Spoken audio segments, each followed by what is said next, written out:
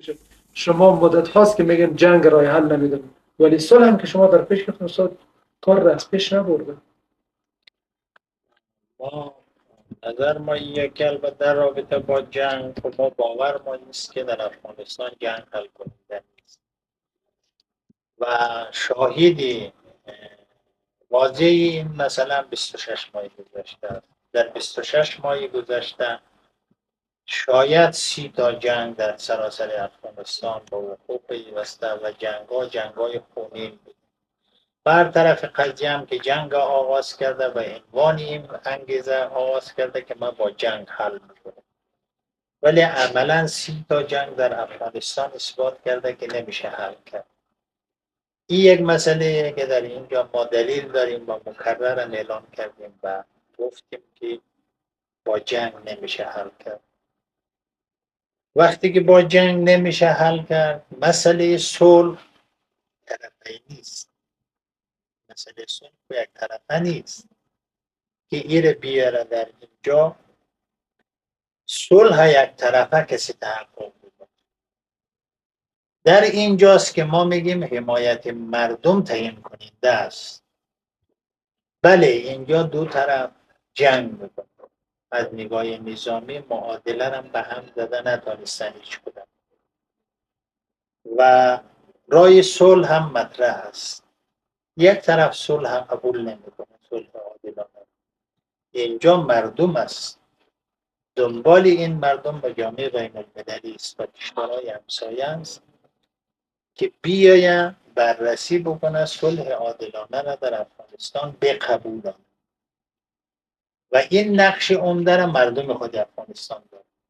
درست است که امروز از نگاه قیام کردن و سلاح گرفتن مردم زیاد خسارات دیده و زیاد زجر دیده، شرایط با اونا فرق میکنه، ولی از نگاه تظاهرات، از نگاه اعتراض، از نگاه اینی که بچه های را در جبهه نفرستن مانع شوند، مردم باز توانایی فوق‌العاده را دارد و ایه که در اینجا باید صلح. ما نمیگیم الان با این مسئله که طرح صلح ما چی، ما میگیم در پیروزی این انقلاب همه مردم افغانستان نقش داشت، همه شهید داده، همه زخمی داده، همه خانهش خراب شده، همه آواره شده، همه هم اسیر داده. تنظیم‌های جهادی هم در اینجا نقش داره. بیاید یک حکومتی، یک صلحی که حق همه مردم تامین شود، شعاع وجودی اقوام طبق نفوس همگری داشته باشه، احزاب هم طبق نفوس همگری. این رو ما میخواییم. حالی بیاید هر گروهی، هر تنظیمی دلیل بیاره بگه این حرف غلطی. اگر دلیل قانع کننده بود ما این مثلا میپذیریم. ما تو مجامع بین المللی همین رو میگیم، در مردم افغانستان همین رو میگیم، حالی هم همین بخوایم. به همین رای حلم حاضریم، به همین رای حلم حاضر هستیم که همکاری کنیم، تلاش کنیم.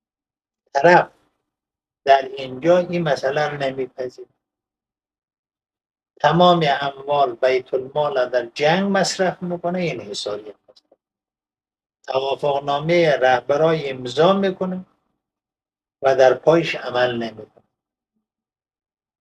و نه رهبرا عمل میکنن نه متخلف هم میگه که تخلف کنه. یه هست روی این مسئله که ما رای حل امیر میدانیم با حمایت که مردم از این مسئله حمایت کنن. یعنی مردم وقتی که آمد از این مسئله حمایت کرد، امروز بسیار ولایات هست جنگ نیست، اینا حمایت بکن. همین یک طرحی را خود داخل افغانستان رو معیار درست، تو اردو، تو اداره مملکت که همه سمگیر باشه پیش بکشن، از حمایت بکن. اینطور نیست که الان سراسر افغانستان در همه جا دو سه جناح به هم رخ در رخ جنگ بکنه. مثلا که در کابل بله، ولی در باقی ولایات زمینه داره اقدام بکنه. بیاید مردم کابل هم که الان رفته آواره است در جای دیگر میتونه انعکاس، میتونه مسئله کشورهای همسایه رو متقاعد بکنه، حمایت بکنه، میتونه مجامع بین المللی متقاعد بکنه، حمایت بکنه. یکی این الان این قدرت سلب شده نیست و این زمینه از بین نرفته. روی این راستا ما راه حل مردم